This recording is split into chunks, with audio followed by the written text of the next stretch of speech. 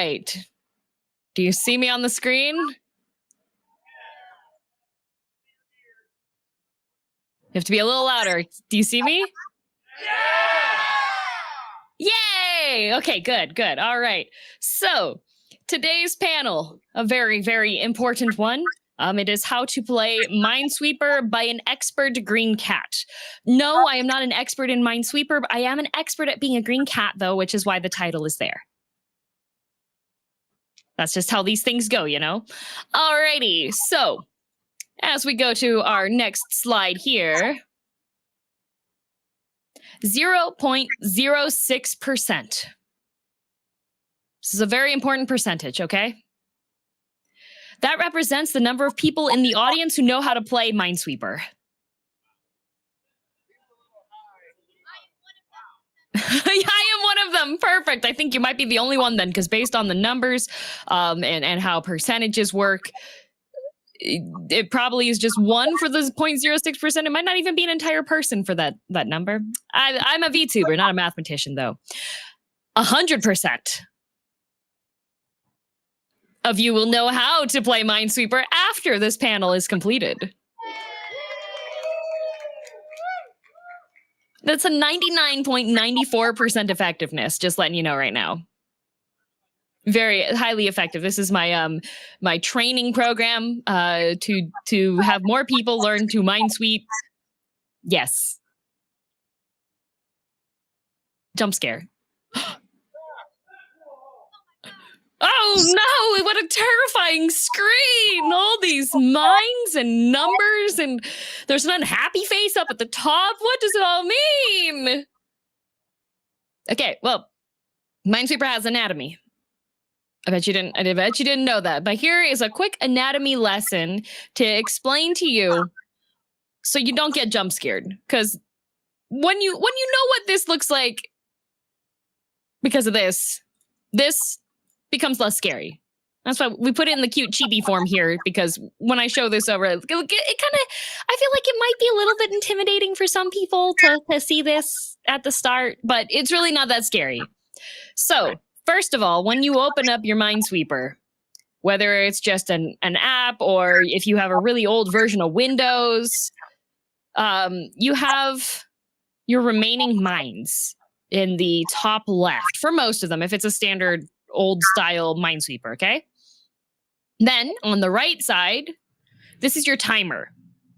Now, you should completely ignore the timer when you're starting out, because you are not speed running. You're not going to be going super fast. You're not going to be zooming until later. But just ignore the timer. It's just there to give you a sense of anxiety, I guess. And we don't need that. These here are unopened cells. So there's usually some kind of way that indicates that these have not been revealed yet, and your main objective when you're playing Minesweeper is to flag all the mines and then reveal all of the cells so that you can see that everywhere else is safe. And then finally, we have this guy. The emotional support. And it's also the reset button. And when you beat the game, you get sunglasses. It's very cool.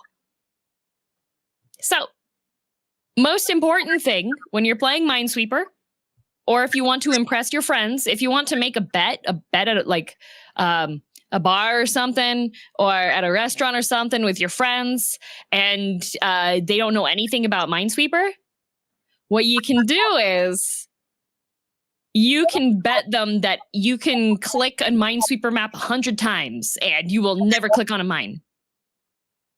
That's because the first click on every single Minesweeper game, if it's coded correctly, is going to be safe. Always. Your first click should never cause you any stress. It will always be safe. But oh no! See? Always safe.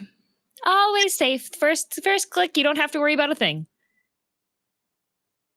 So, I like to say that Minesweeper is a roguelike. The map is randomized and it resets every time you die, just like a normal roguelike type game, like Rogue. And you lose all of your progress when you misclick and you lose the game.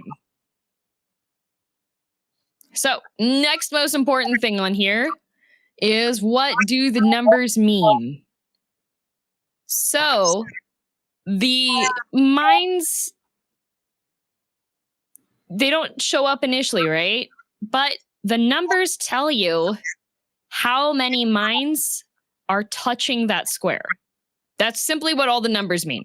They can look kind of intimidating because there are a whole bunch of different colors and they go up and down. But pretty much, if you see numbers, they can only go from 1 to 8. That's as high as it goes because that's as many squares can be touching a single square that has a number in it. So, for example, on here, we have 1, 1, 1, 1, 1, 1, right?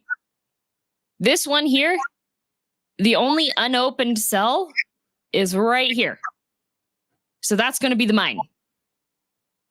Easy as that. If we look over here, we have, yet again, a whole bunch of opened cells, and the one unopened cell is touching the 1. That's going to be a mine. This 2 is only touching 2 unopened cells. Those are going to be mines. Even further, this 3 is only touching 3 unopened cells. So guess where the mines are? That's right, they're right here. So that's pretty much the basics of how the game plays.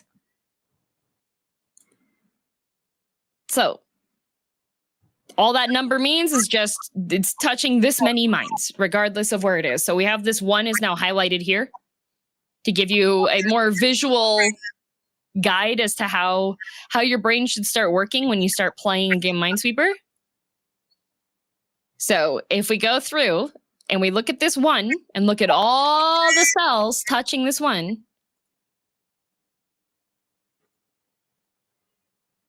there you go. Those are all the cells touching the 1. And because of that, we can figure out that the 1 unopened cell has to be where that mine is. So there are some tricks that you can learn. There are some patterns you can learn that just use logic that you wind up reusing later on. And we have a very special term for that in the Minesweeper gamers realm.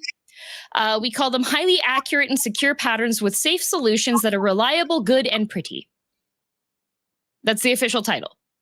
So please memorize this, okay?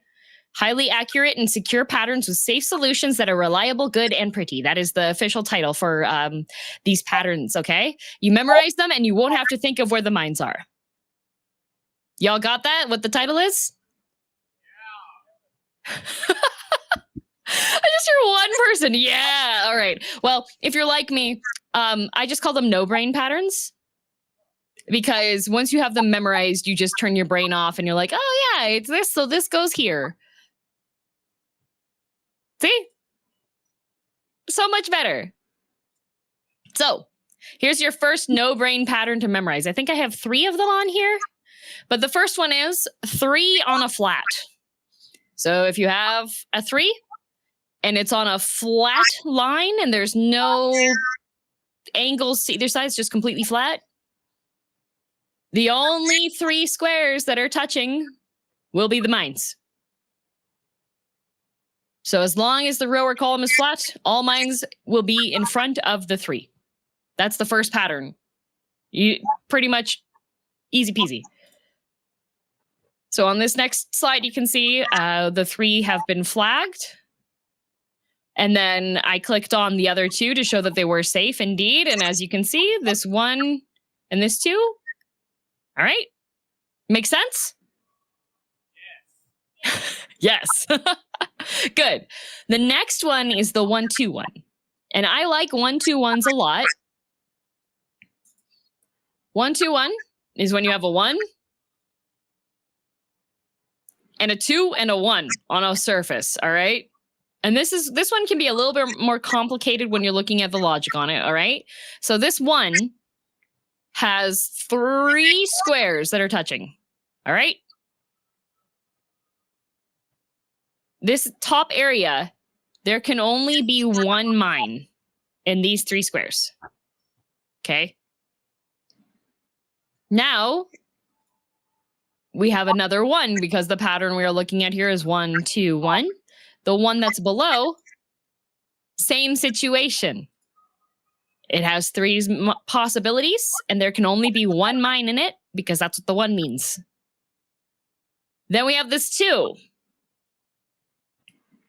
The 2 is also touching 3 squares. But there must be 2 mines in it. So, with the 1, 2, 1 pattern, every single time there's a 1, 2, 1, the mines will be in the only logical position where they can be. Because if they're in this section, that's the overlapping squares for both of these ones. And if there's a mine here, it solves for this one, it solves for this one, and then you would have this 2, and it wouldn't have any available spots. So the ones must have the mines directly in front of them. That make sense? I always get a bit worried because with Minesweeper, it's like you start recognizing patterns when you look at stuff. You're like, oh, this pattern. And once you get that pattern down, it goes really fast. But figuring out the logic initially and then explaining how that logic works is one of the more complicated things with Minesweeper. So as you can see, this next frame is just with the mines revealed to show that, yes, indeed, this is where those 2 danger spots were. And now we are free to continue on with revealing more of the map. There you go. There's our little synopsis there. So that's for a 1, 2, 1. If you see a 1, 2, 1, the mines are going to be directly in front of those ones. And sometimes you'll have a 1, 2, 1, 2, 1, 2, 1, 2, which I love when those happen because then you're just sitting there being like, no brain, mine in front of 1, mine in front of 1, mine in front of 1, mine in front of, yay! And then the entire thing reveals itself and it's great. And you look really impressive to other people that don't know that pattern. And that's the most important part. Looking impressive, right? Don't say yes! That's not what it is! You're supposed to enjoy the game! All right, next no-brain pattern is the 1, 2, 2, 1. Not to be confused with the 1, 2, 1, but the 1, 2, 2, 1. There it is, in the wild. A wild 1, 2, 2, 1. So, once again, we have these 1s. But this time we have 2 2s. And they also have 3 squares in front of them. So we have all of these areas that must have a certain number of mines in them, but they also overlap a little bit. So these 2s have overlapping areas. And the 1s both overlap a little bit onto the 2s. So must have 1 mine. So for this one, the mines are simply in front of the 2s because that is the overlapping area between both of these. And they also are just on the edge of the 1s, so the 1s you don't have to worry.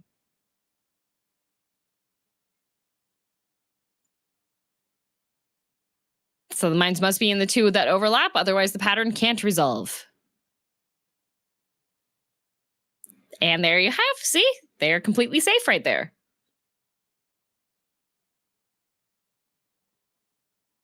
The 1s are also solvable with this too, because the 1 is touching right here. So that means this is also safe. And this one's also safe. Because that's just how it goes. See? Those are both revealed. Make sense? Woo! All right. So, say you're playing Minesweeper. And you've gone through and you've used up all your 1, 2, 1s, and you've used up all your 3 on a flats, and you've used up all your 1, 2, 2, 1s. But you still haven't solved the game. What are you to do? Well, you can do something that I call a reduction pattern. So a reduction pattern doesn't necessarily solve the problem, but it does narrow down the choices so that you have a more concrete idea of where things are at. And so normally when I'm playing Minesweeper, what I'll do first is I'll go through all of those no-brainers first, and then I'll start doing reductions because the reductions can start revealing solutions once you can no longer find just an easy solution that you don't need to use your brain for. So, aka when you can find one mine, but you aren't sure on the rest of them. You just make do. So, it's pretty much kind of a walkthrough situation where you eliminate or reduce down where it could possibly be a mine. So, for example, this situation here, we've got 3s, but none of these 3s are just on a flat. They're on corners and curves, which makes everything complicated and annoying. So you can use the different areas and the numbers to eliminate some of these unflagged cells or unopened cells to make it a little bit easier and hopefully reveal something that'll solve it. So in this situation, first of all, we do have one thing that is very easy. We have this 1 here, right? And this one is touching 2 cells. And we also have this one down here. And this one is touching 3 cells. And then we have this 3.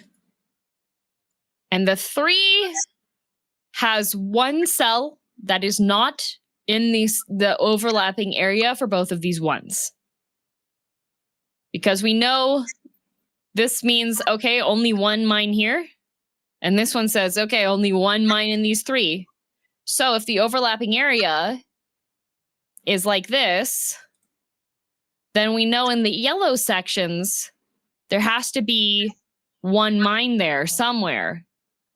But we also know that this blue has to be a mine because that is required for this 3. Because otherwise it's 1, 2. So the third one's got to be in there.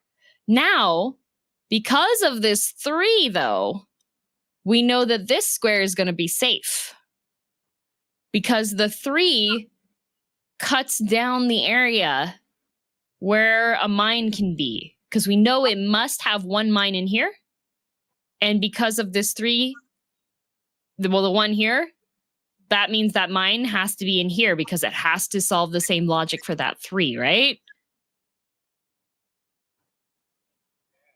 Have I lost you? Is it too complicated?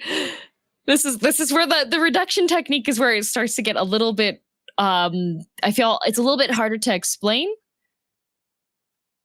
This is the difference between 2 segues.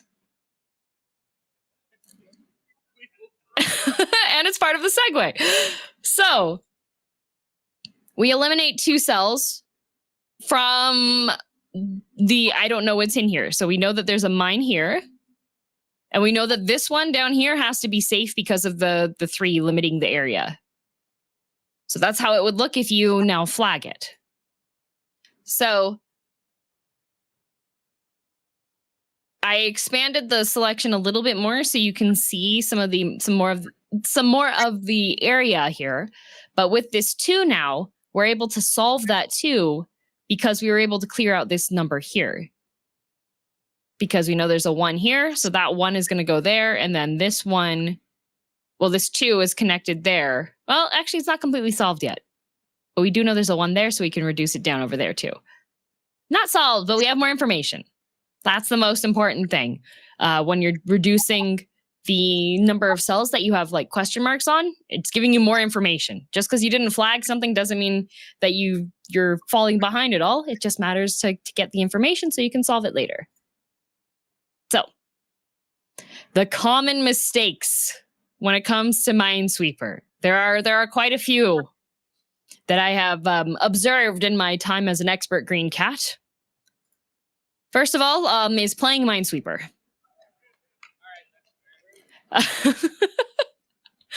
I was there. I've been to a couple conventions so far, and like sometimes at conventions you're waiting in line for a little bit, right?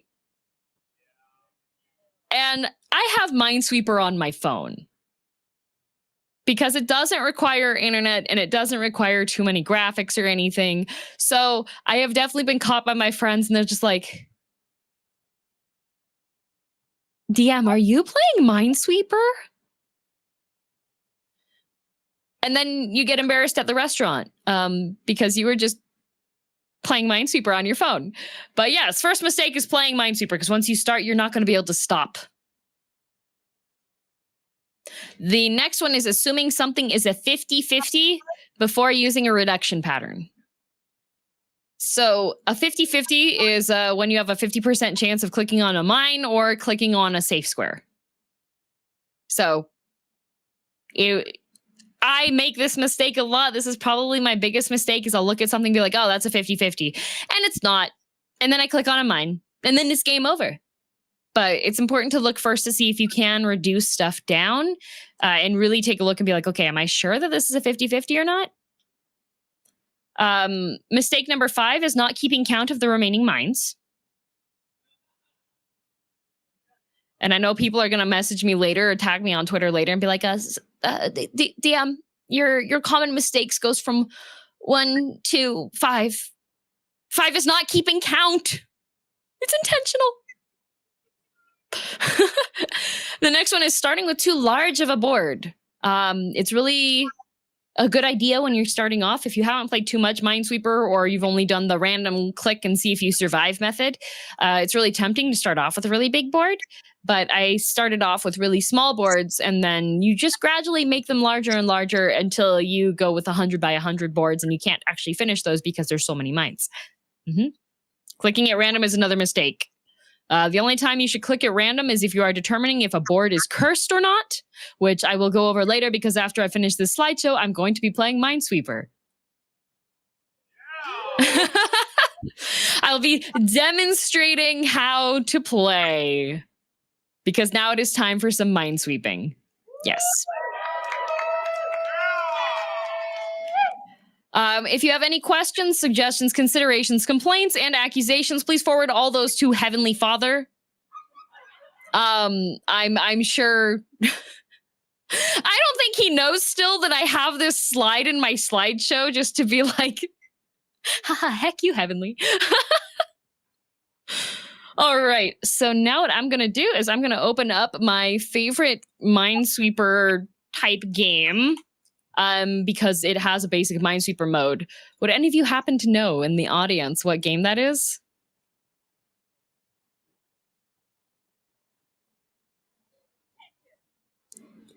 So there's one that I really like a lot, and it is called Demon Crawl.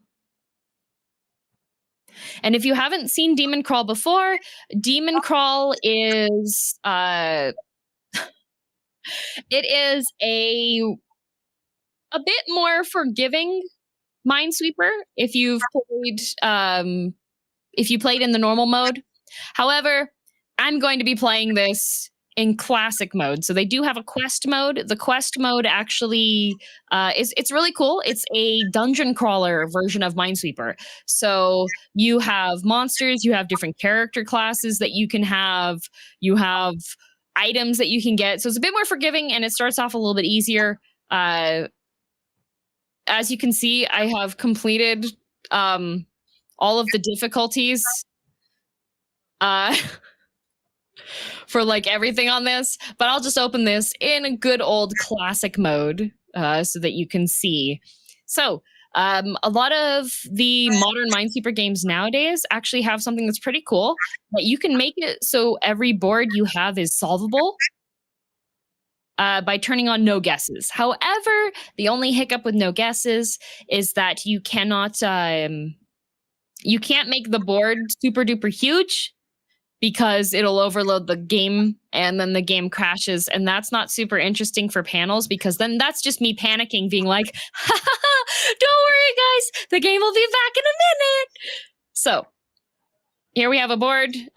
There's skins for the boards and everything, but here we have this nice board here that was whatever by whatever. You saw it at the start. I didn't keep count because I like to just open up Minesweeper and check it out. And this is our count up here. This one, it says monsters remaining because it's Demon Crawl and not a Minesweeper, but this is just basic Minesweeper. And then one mistake and it's all over, as is normal Minesweeper. And here's the timer. So once I do the first click's always going to be safe. There it is. So now you can see we have a whole bunch of unopened cells, but we do have a nice little opening here to start us off. And all I have to do there is just see where the things are that I recognize as having spots are. So one thing that makes it look really cool and very fast when you're playing Minesweeper is that if I do something like this and it looks like I'm just like hovering over a number and stuff is magically opening. Ooh, ah. This is simply something that happens when you click both the left and right mouse button at the same time. See? So regular Minesweeper, the way that like the old-fashioned one, the way that it's programmed is that it will just highlight the cells for you. But for Demon Crawl, it'll just automatically flag if there's only one option. But normal Minesweeper, you're gonna have to just manually flag. So I do like Demon Crawl because once you get the hang of things, it just goes a lot faster. But you still do have to logic a little bit. So we're not quite yet to a point where I'm going to need to start logicking, but I usually just go through kind of speedy like at the start before I start doing logic, because at this point in time, these are all things that don't require checking any patterns or double checking anything that is there. So now I think I am at a point where I'm going to have to start. Oh, nope. There we go. I'm at a point where I'm going to have to start thinking just a little bit and using reduction or doing 1, 2, 2 ones if I have any. So this one, you got to be a little careful. So this here is actually a pattern. This is a 1, 2, 1 right here. I know it's a 2, 4, 3, but this is actually a 1, 2, 1 because we have 2s here. So since this 2 is already touching a mine, it's become a 1, right? It already has 1, so this is a 1. This is 4 is a 2 now, and this 3 is a 1 because it's already touching 2. So with the 1, 2, 1s, the pattern is the 1s have the mines in front of them, which means the middle is safe. Ta-da! So with the pattern recognition, that's something that you pick up later, because I get question marks sometimes in my chats when I'm like, oh yeah, this is a 1, 2, 1. And they're like, no, it's not. Those are clearly not those numbers. Streamer, you can't count, which is true. But it's a pattern once you start reducing things down. So this again here is another 1, 2, 1, which means that you just follow that same pattern. So once you have the patterns like memorized down a bit, things become a lot faster. So now here, this is a 1, and we know that that has to be a mine because of this being a 4. So there's 3 here now. This one is having 1 more, and then this one is also having 1 more, and then this has 2. So using the reduction technique on this, since there's 1 here and this one has 2, that means that's a mine there, which opens up this section, which reveals that one and solves that 4, which has now opened up this section. And I will now go around every time that I have a section that just gets revealed. I just move over to the next area that is possibly solved, because it's a lot faster than going back and trying to solve more of an area that you don't necessarily have figured out yet. So we have all of these ones. See, every time something opens, you can just go through and just repeat the, okay, no braining right now. All I'm doing is just left and right clicking on numbers that I know are going to be solved somewhere. So I don't really have to focus too much. I've had some people be like, wow, it's crazy that you can keep talking when you're playing this game. That's because I literally am just looking and clicking kind of mindlessly right here. So I don't actually need to pay too much attention until things start to get like to this point. So like here, that's solved there. So now I can just keep going. This one, there's a 1 there. So that has to be there. There we go. Thank you. Thank you. Very, very impressive, right? So this is a no guess board. So there was no chance of there being any 50-50s on this board. This is the safest board possible. Because if as long as you're paying attention to the logic and the numbers on things, then you don't have to worry really about you can go really fast on these. That's pretty much the way I like to think of it. For example, it was 302 seconds to solve that. That was with me narrating and with me explaining all of my choices on things. So now I'll show you how it gets a little bit harder if you turn off the no guesses. So now there is the chance that there's completely the possibility that I will click and it just won't be solvable. It'll be a 50-50 or just something up to chance. Now, sometimes you do get lucky and things aren't super difficult to solve, even with guessing turned on, essentially. But when I first started playing Minesweeper, I didn't realize Demon Crawl existed and had like that no guess mode. So when I first started playing Minesweeper, I just played it with there's Minesweeper Online, which is the website that I used. And it's just the most basic Minesweeper possible. I don't think it has, unless they've updated it recently, it doesn't have a no guess mode. So I started off playing Minesweeper kind of trial by fire. Because I just couldn't there was no way for me to do the more hand-holding type method, which is what I think of the no guess mode. I kind of think of it as like a hand-holding method in that you can feel more confident in your clicks, because I know that Minesweeper can be fairly intimidating for people that panic about losing progress, because every time you play a game of Minesweeper and you make a mistake, your entire game is gone. Which isn't all that appealing for some people. If you're like me and you like playing roguelikes and roguelites, then it's kind of just like, oh yeah, of course you're going to lose. That's part of the game.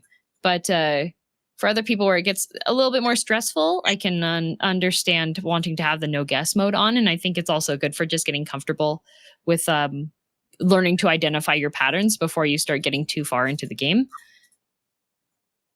But let's see, what we have here now is starting to think a little bit. Nope, never mind, don't have to think. Haha. Now have to think. So this is a no guess board.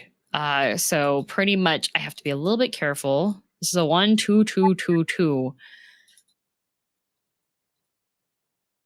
But pretty much now what I like to usually do is find something that's definitely going to be reductionable / solvable. So like this corner here, because I can reduce this down to here. Now this 4 is actually a 1. And since this one has completely overlapping area, I can clear those out and know those are safe. And this one overlaps with this area, so I can clear that out and know that's safe. But we don't know what's safe with this one because it could be down here and then this could be up here. Could be like that and it would be fine, but we don't know there. But it gave me more information at least. And now I just mosey on over to a different part of the map. Oh, like here, which I had missed before. This 2 is actually a 1. And since we have an overlap area here, I can reduce it to there, which is handy, but not handy enough. So since, yeah, okay, that one works there. And then same here, I'm using the reductioning techniques here to reduce stuff down. Now, here I don't actually have enough information to reduce things down. There's one here, there's one here, there's one here, there's one here, but these are 50-50s currently. Except for that wasn't, because I was looking in an odd area. Okay, cool. So that's all. Oop, I just flagged something. Yeah, okay. That's okay there. That's a 1. This is a 2. This is a 2. This is a 2. But I think because of this 1 being here, those have to be like that. Nope, never mind. Dead. This is where it gets a little difficult with the patterning, because since there wasn't another 1 at the end there, I kind of tricked myself on that. So, as any seasoned Minesweeper veteran does, you just reopen and you go again. Because that's the beauty of this game, is that it's all...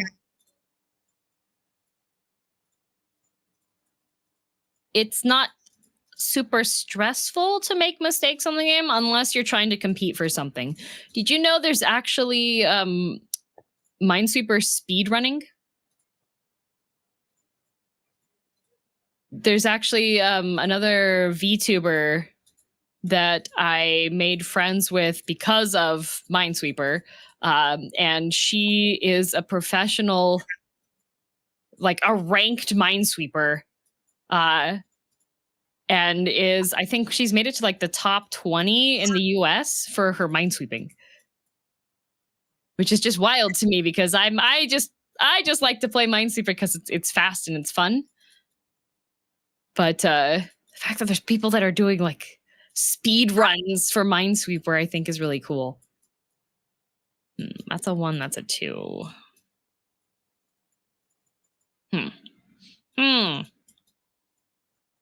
Okay, those ones are reduced there.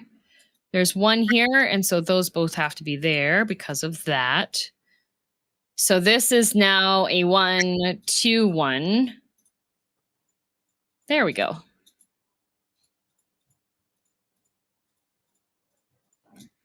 Okay, and then this is a 1, and this is a 1, and this is a 1.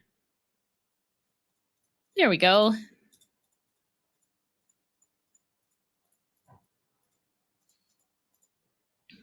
Is everything making sense so far? Yeah. I can tell some of you are like kind of near your end of your day at the convention. The energy. Do you have stuff exciting for tomorrow that you're looking forward to? I had 1, yeah. I know that I'll be having another autographed session tomorrow, so I think that's from 1 o'clock. Should be from 1 o'clock. And then I will also be doing another panel, so that'll be fun. Have you been staying cool this weekend, or have you been baking outside sometimes?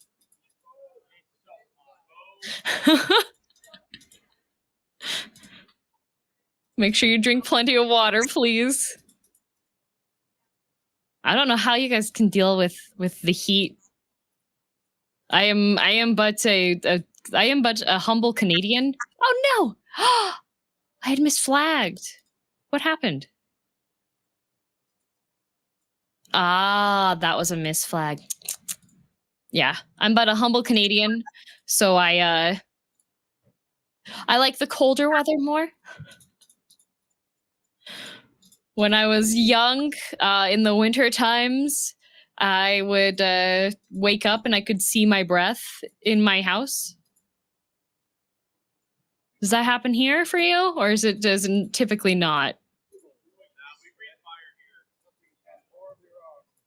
Ah.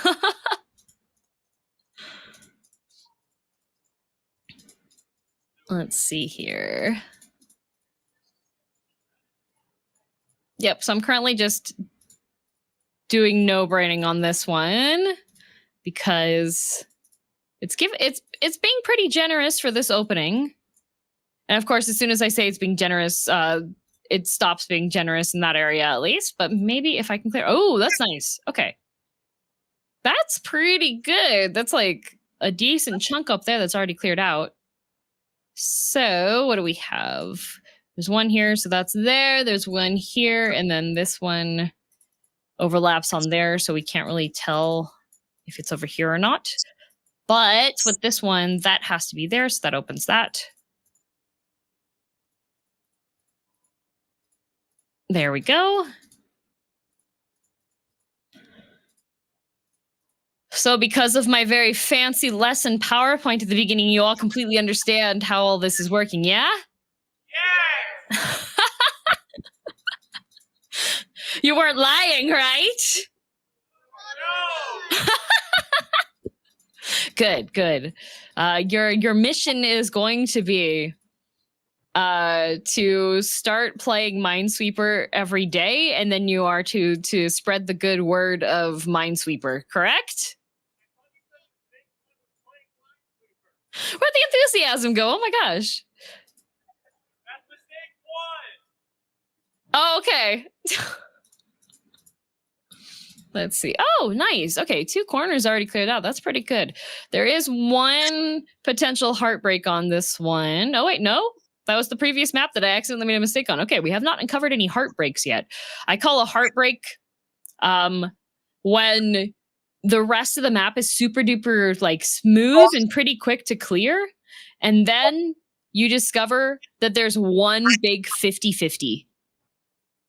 And you've cleared everything else off the map, and everything else has been so nice and smooth and cleared, and then you just have one 50-50, because that is all it takes for you to wipe an entire board, is if there's a 50-50 that just is not in a good area, and you just have a little bit of despair because you're like,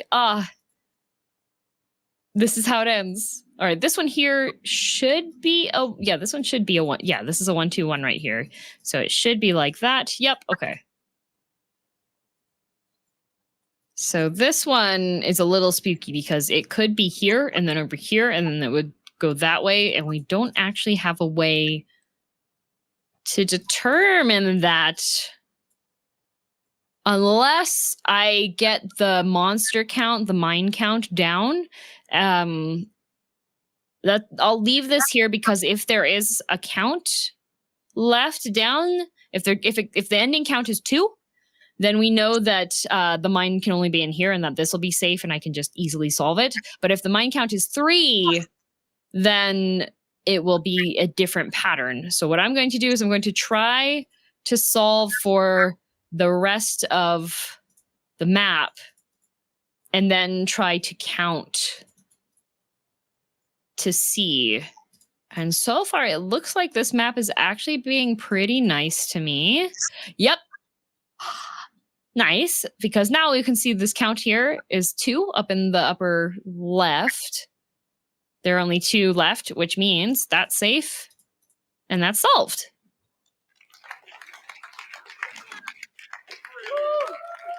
Woohoo! Oh, the other thing is that these all have names because it's a dungeon crawler minesweeper, so they all have different names for the monsters. Like this is a sweaty astro angel jelly, and an aggravating jelly, and a Gadazzle jelly. So I like in this game, if you die, it says that you got killed by whatever the name of the monster was that took you out, which I think is just a nice little addition. Yeah, so I have this on the hard mode, and then these are all just map skins that you get for unlocking the game, which is why I have I like the ocean one a lot. So that was on hard difficulty. Now, when you start picking up Minesweeper and you haven't and you want to impress your friends and you know that they don't know Minesweeper, the trick to it is you make an easy map, and then you just use your pattern solving abilities to solve the map really, really quickly. And then you look really impressive because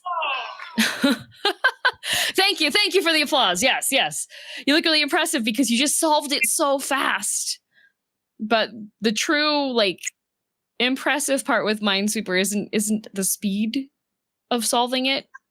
It's when you have something that's really difficult and then you make it and then you're able to solve it. So this one is insane difficulty. I have solved ones on insane difficulty before, but the likelihood of me solving this one is quite low because insane difficulty means that the density of the monsters or the mines is a lot higher, which means it's a lot harder to identify a easy solution for where the mines might be at. So for example here,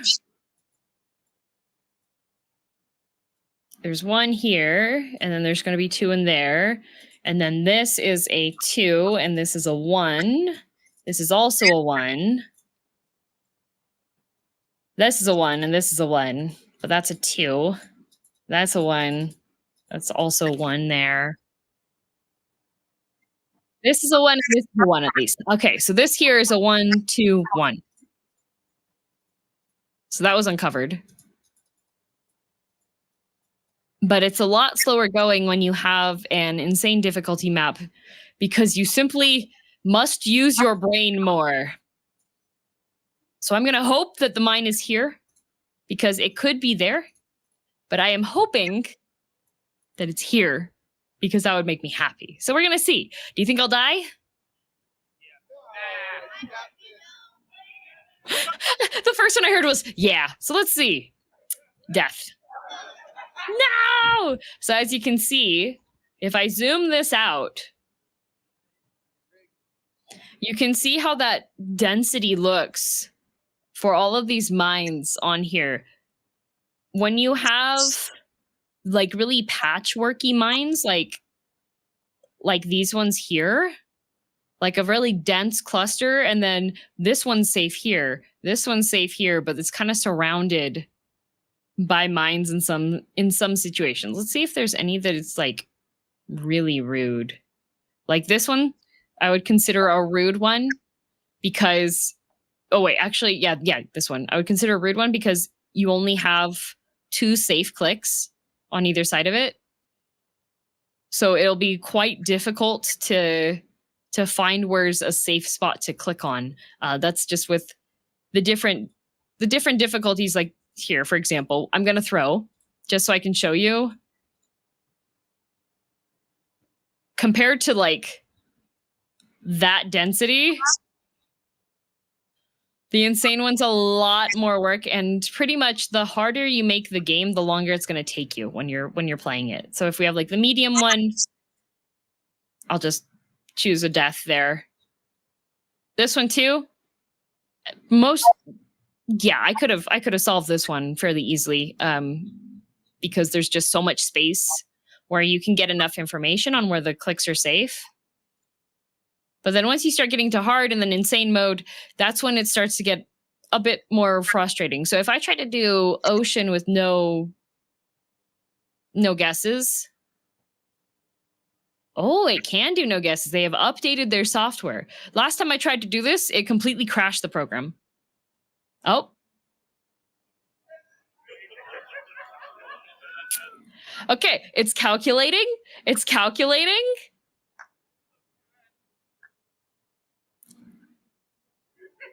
It's calculating.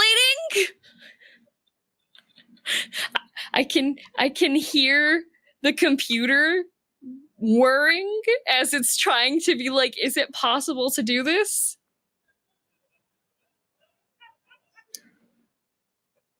So yeah, technology is really cool. It's still thinking. It's still thinking. Does it? The cursor's not moving. Doesn't bode well for the. Let's see. Oh. Oh. It could not find a solvable configuration, so it gave me literally the worst start ever. Do you see this? So, okay, we have this one here, okay? But because it's on a corner with the overlaps on it, what it could be is it could have one here, and then this one could be in any of these spots over here. But it could also be opposite that way. This 2 could have the 2 down here, but it could also have the 2 down here, and this 2 could be here. this 4 could be like this, or it could be like this, or it could be like this. This 3 could be like this, or it could be like this. Literally the worst start possible. So when you have a really bad start, the way that you can rationalize it in your brain is you can check to see, is this board cursed? Now, I have a foolproof method of testing if the board is cursed or not. Unless you're in San Francisco. If you're in San Francisco, it's opposite from this, okay? The way I check if a board is cursed is I click each corner. This board was cursed. So if one corner is not safe, then the board is cursed. That's how that works. So if we look over here, oh, I was right, okay. We had a 1 randomly off to the side, and then 1 in the smallest part, and then the 3 had it separated, but it was opposite side of there. The 4 had the nice 2-2 division, which almost never happens. And this 2 was just rude to have that many spaces there. You have to rationalize it a little bit. So with this one, it looks like, I wonder how many monsters I can have it be. So that was at 99, but 250 was too many. So what if I did, this is a 30 by 30 board. Let's see if 200 is no guessable or not. Uh-oh. Oh, okay. The density, having a density reduction of a little bit does make it possible to have a no guess board. That's good to know. Because before I've just been doing kind of a basic boards. But I like the no guess, like most of the time now when I stream, and if I'm doing Minesweeper during that, you'll see me using no guess boards just because it is one that I'm able to do while I'm talking with relatively low incidence of failure, I would say. Not foolproof. I definitely make dumb clicks sometimes, and then I go, oopsie doopsies, how did that happen? This is a no-guess board. But I think that is still part of the fun of, ooh, nice reveal, of playing Minesweeper. Now, my phone version app that I have does not have no-guess boards. And the other thing is that since it's on a phone app, you can't left and right click at the same time. Ooh. All right, there you go. There's a little bit of a spooky one right there. All right, Mr. 7, keep your secrets.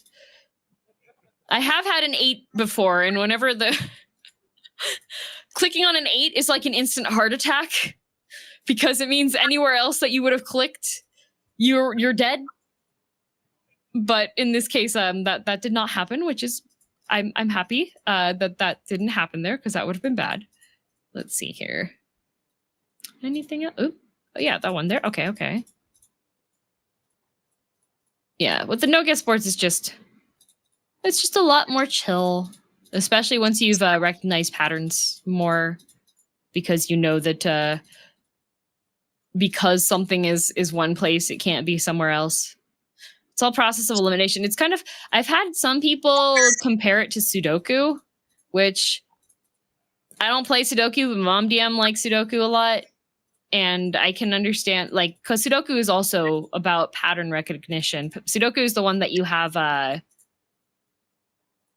to get the numbers to line up to have a certain numbering go. Okay, let's see.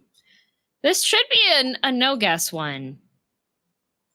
But we know there's one there, and there's one there, and there's one there, and there's one there. And this certainly is looking like you have to guess for this one. So I might have to wait until there's a count on there. Unless... Did no guess get unchecked? The mysteries of game programs.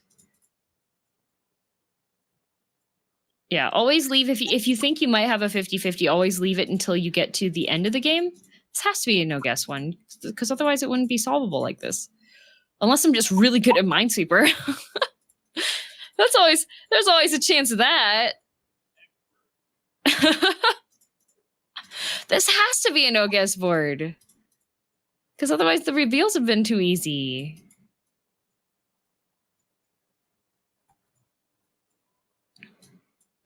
One. That two.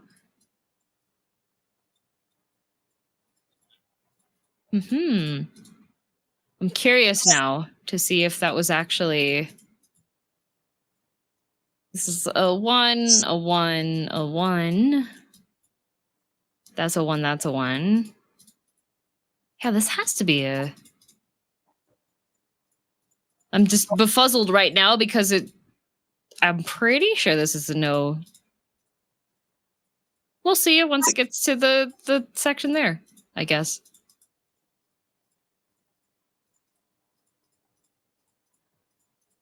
The other thing with this game is that the sound effects are really good. So I don't think you guys can hear my game sound effects on this because it requires a different mixer setup. But it just does these really satisfying little plink sounds whenever you complete something. So that's another thing. Are there any games that you like to play that you just hear them, you hear the sound effects and it's just like, ah, good sounds?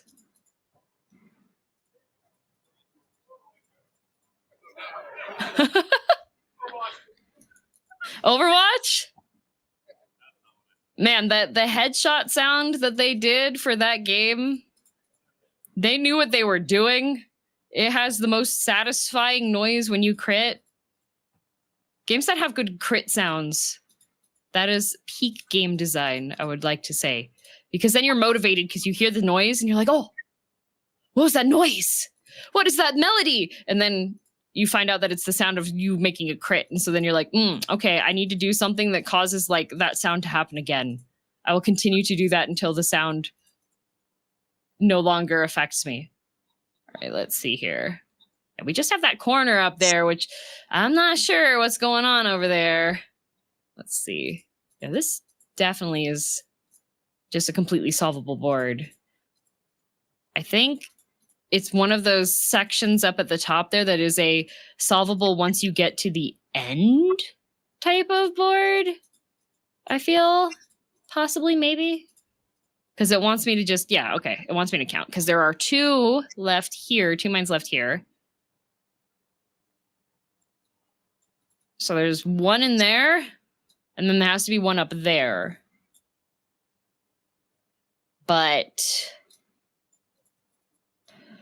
huh. Because it could be here. Yeah, it could be up here. And then it could be here to solve it. Which this should be a no guess board. And if it's a no guess board, that's a little spooky. We're going to see. Nope. Huh. Huh. 'Cause that was a flawed no guess board because there was no way that there was any other way on there because that overlap would have... there were 2 different options there. I'm just going to check and see because it keeps what you had selected before. Yeah, it says it was no guess. I can't believe it. My final game of the panel and I got nay-nayed by this freaking... by this game. But yes, so I hope you learned and enjoyed some Girl DM tier Minesweeper gameplay from the panel today. Because we are at the end there. Woohoo! Thank you very much for coming. I hope you have a good rest of the convention if you still have stuff going on. Otherwise,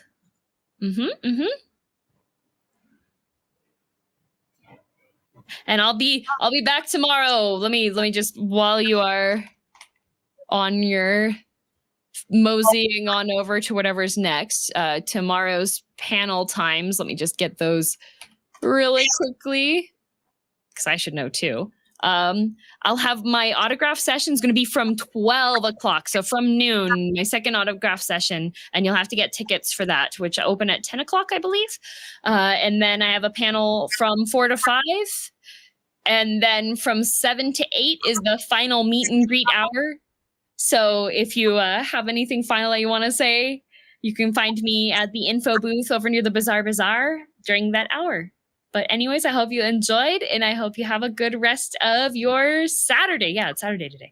Yeah, thank you. Yippee!